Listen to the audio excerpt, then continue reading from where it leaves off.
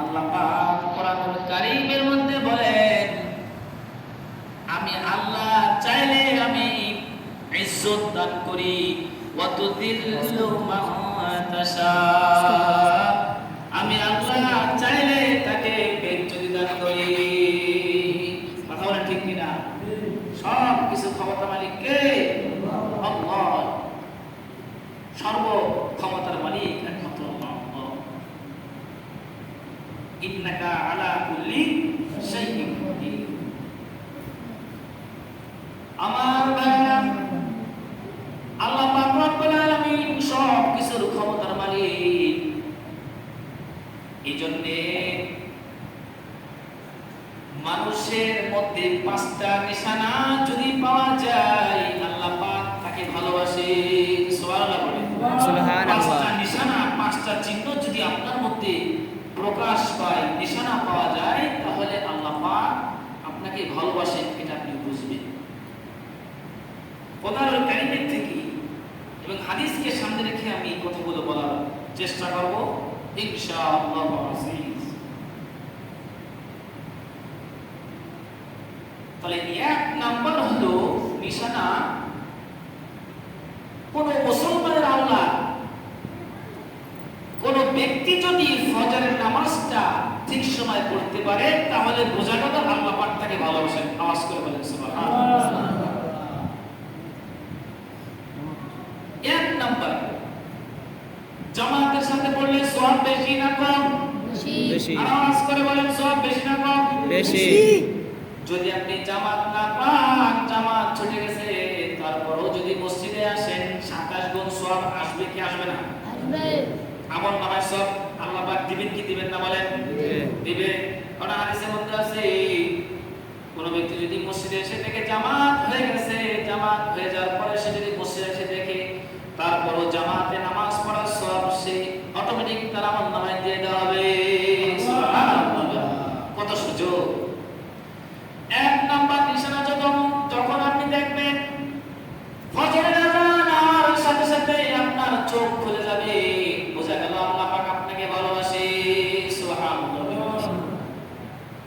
কারণ নবীজি বলেন, ফজরের নামাজ যে ব্যক্তি 2 রাকাত নামাজ আদায় করলো, আসমানের নিচে জমিনের উপরে গোটা যত সম্পদ আছে সব কিছু থেকে উত্তম এই ফজরের নামাজ। সুবহানাল্লাহ। আওয়াজ করে বলেন না সুবহানাল্লাহ। এই 2 রাকাত নামাজ কত দামি, ঠিক না বলেন? 2 রাকাত নামাজ কত দামি না বলেন? ভাই, আল্লাহ যাকে ভালোবাসে তার চোখ খুলে দেয়, তাকে নামাজ পড়ার তৌফিক দান করেন। কথা বলেন ঠিক কিনা? ঠিক। আর আপনার চোখ বন্ধ হয়ে থাকলো, ঘুমিয়ে থাকলে বোঝা গেল আল্লাহ আমাকে ভালোবাসে না। আল্লাহ যার প্রতি মহব্বত রাখেন তাকেই তো এই নামাজ পড়ার তৌফিক দান করেন, ঠিক কিনা?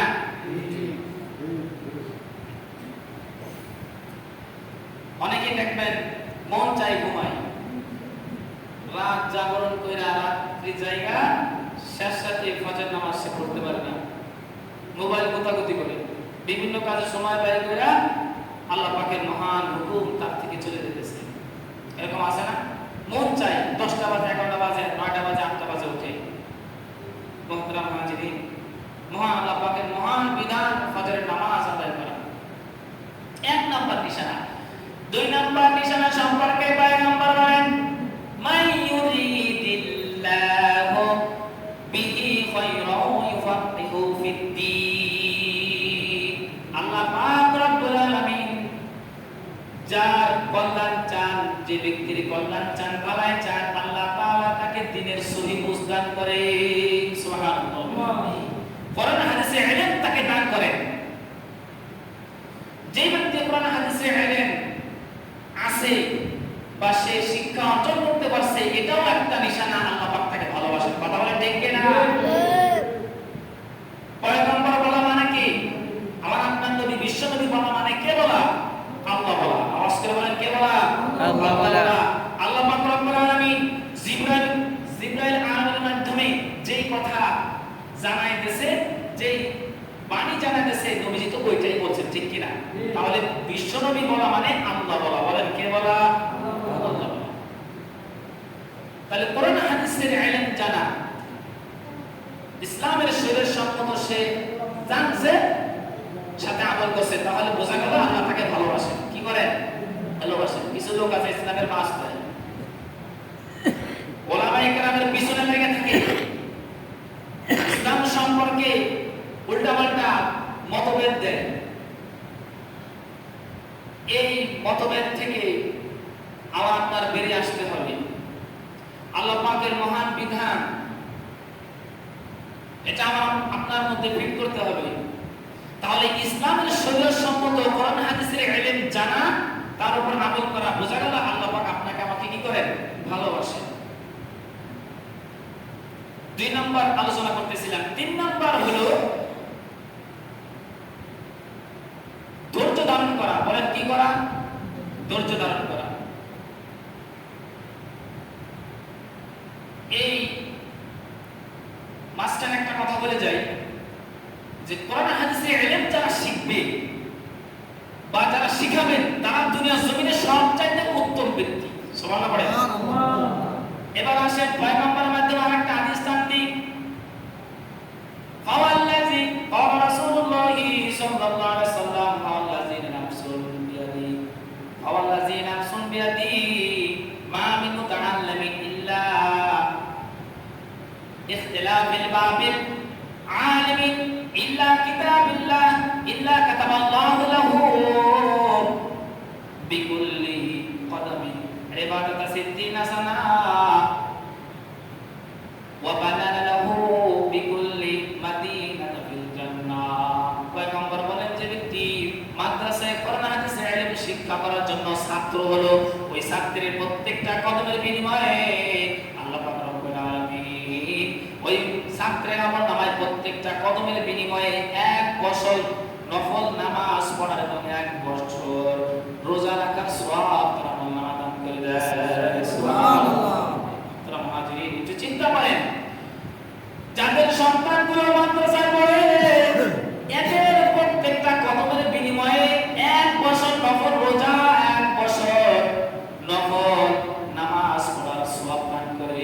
তাহলে একজন সাধারণ মানুষ 1 বছর রোজা রাখার যে সওয়াব হাসিল করে, 1 বছর নফল নামাজ পড়ার যে হাসিল করে, সেই সওয়াবটা ওই ছাত্র, ওই কোরআন হাদিসের ইলম যে শিখছে, সেই ওই ছাত্রের কথা বলা হয়েছে। দুনিয়ার কোন শিক্ষা প্রতিষ্ঠানের ছাত্র, দুনিয়ার শিক্ষার ছাত্রের কথা বলা হয়নি। খুব খেয়াল করেন। 2 নাম্বার আলোচনা করতেছিলাম, ওয়া বানানা লাহু বিকুল্লি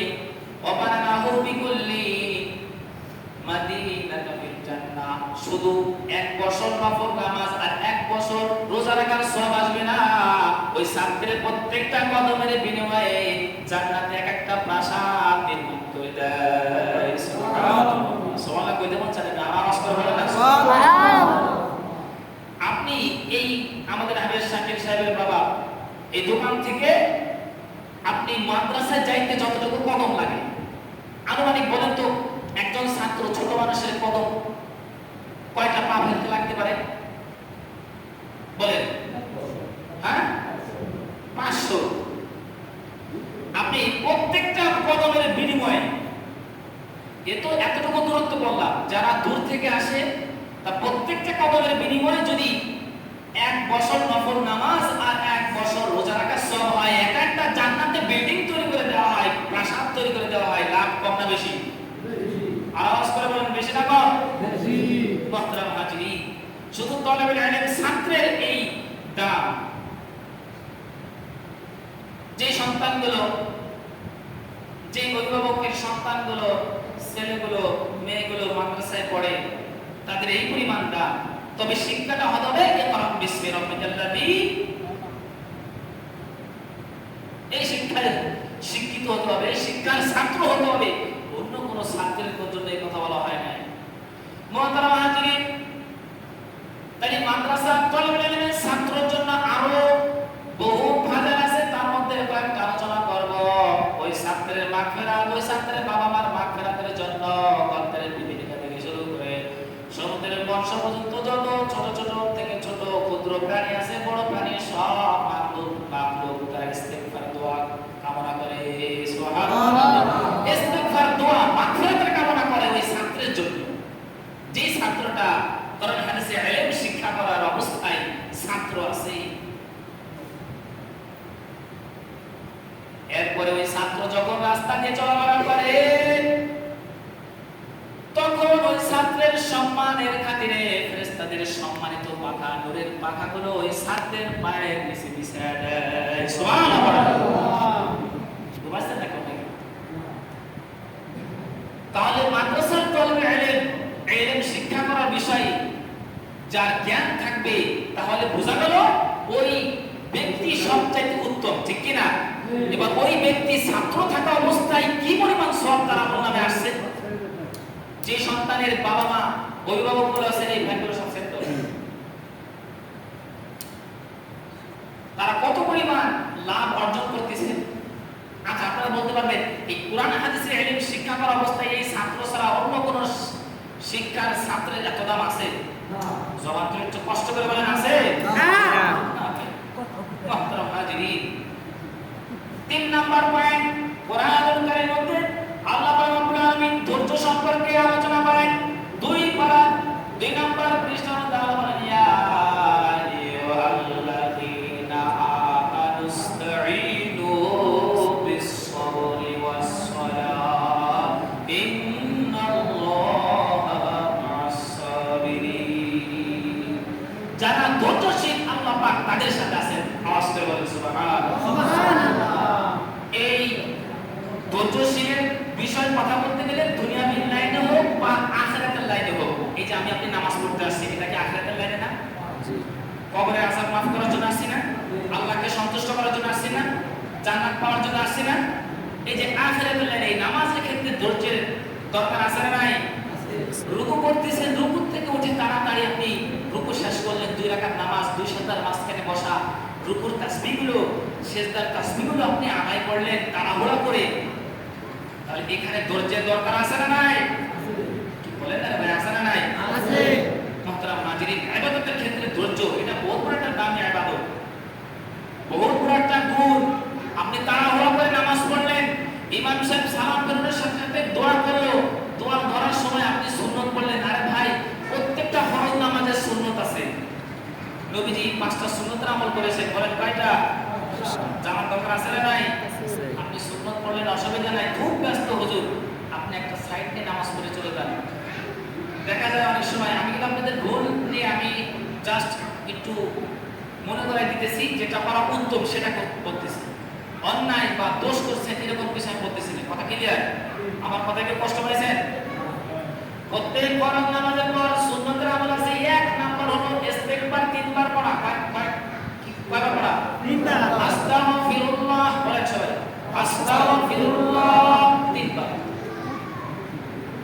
হাদিসের মধ্যে আছে যে ব্যক্তি ফরজ নামাজ পড়ে 3 বার আস্তাগফিরুল্লাহ পড়ে, ওর নামাজে যত ভুল ত্রুটি আছে আল্লাহ ক্ষমা করে। সুবহানাল্লাহ। তাহলে এই গেল 2 নাম্বার আলোচনা হলো, 2 নাম্বার আমল হলো আয়াতুল কুরসি পড়া। সমস্যা কোন? 2 নাম্বার আলোচনা কি? আয়াতুল কুরসি পড়া। 2 নাম্বার আমল কি বলেন? আয়াতুল কুরসি পড়া। ইমাম সাহেব পড়ে না? অনেক মসজিদে ইমাম সাহেব আস্তে পড়ে বা জোরে পড়ে তো, কেউ জোরে পড়ে বা কেউ আস্তে পড়ে। আলহামদুলিল্লাহ আমাদের এখানে জোরে পড়া হয়। তা আপনি আয়াতুল কুরসি পারেন না, সমস্যা নেই, মুখ মিলে পড়েন বা চুপচাপ করে শুনেন। তাহলে আয়াতুল কুরসি পড়া। 3 নাম্বার হলো আল্লাহুম্মা আনতাস সালাম ওয়া মিনকাস সালাম তাবারাকতা ইয়া যাল জালালি ওয়াল ইকরাম। এটা মুনাজাতের মধ্যে আলহামদুলিল্লাহ হয়। তাহলে আমলটা হয়ে গেল, কি বলেন?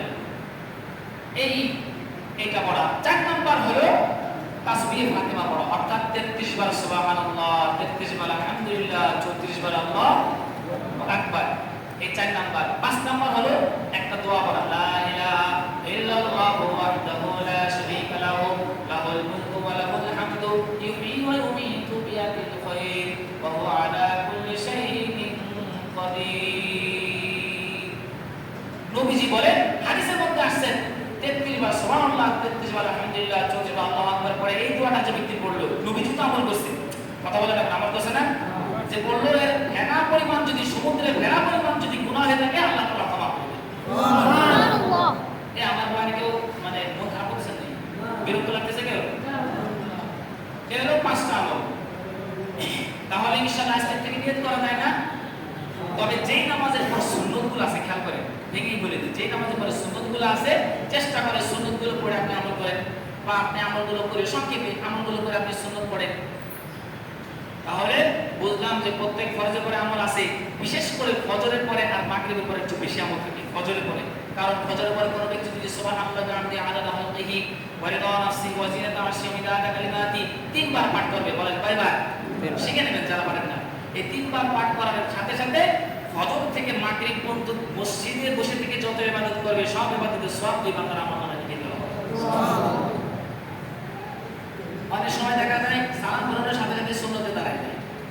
অনেক মসজিদে আছে, আমাদের মধ্যে অভ্যাস থাকতে পারে, ভাই আমার মতো থাকতে পারে, আমি কেউকে মেইন করে কষ্ট দেওয়ার জন্য বলতেছি না। এই জন্য আপনি ফরজের পরে, হাদিসের মধ্যে আসে ফরজের পরে যদি আয়াতুল কুরসি পাঠ করে এই ব্যক্তি জান্নাতে যাওয়ার জন্য মৃত্যুটাই তার জন্য বাকি, আর কোনো বাধা নাই। সুবহানাল্লাহ। আয়াতুল কুরসি তো যাই হোক আরো আমল আছে, আল্লাহুম্মা আজিরনি মিনান নার আছে না, রাদিতু বিল্লাহি রাব্বা ওয়া বিল ইসলামি দীনাও, এই টুনাপাটা যাই কিছু তাসবিহের আছে এগুলো শিখে নেব, আমল করার চেষ্টা করব। আলোচনা করতেছিলাম 3 নাম্বার ধৈর্য ধারণের বিষয়, যে যারা ধৈর্য ধারণ করবে আল্লাহ পাক তাদের সাথে আছে। নামাজের ক্ষেত্রে হোক, আখিরাতের লাইনে হোক বা দুনিয়ার লাইনে হোক, আল্লাহ পাক বালা মুসিবত দেয় এগুলো বান্দার পরীক্ষার জন্য। কিসের জন্য? পরীক্ষার জন্য। ভাই বালা মুসিবত যখন আসে যে কোনো অবস্থা হোক, সেটা স্ত্রীর মাধ্যমে হোক, সেটা ভাইয়ের মাধ্যমে হোক, সেটা বাবার মাধ্যমে হোক, যার মাধ্যমে বা যেভাবে আপনার এই মুসিবতটা হয়, আর তখনই যদি আপনি ধৈর্য ধারণ করতে পারেন, যে যদি নিজেকে চিন্তা করেন যে আল্লাহ আমাকে মুসিবত দিয়েছে, আল্লাহ আমাকে ভালোবাসে, ধৈর্য ধারণের বিষয়, ধৈর্য ধারণ করলে যে বিনিময় যে লাভ আছে এটার বৃষ্টি অনেক।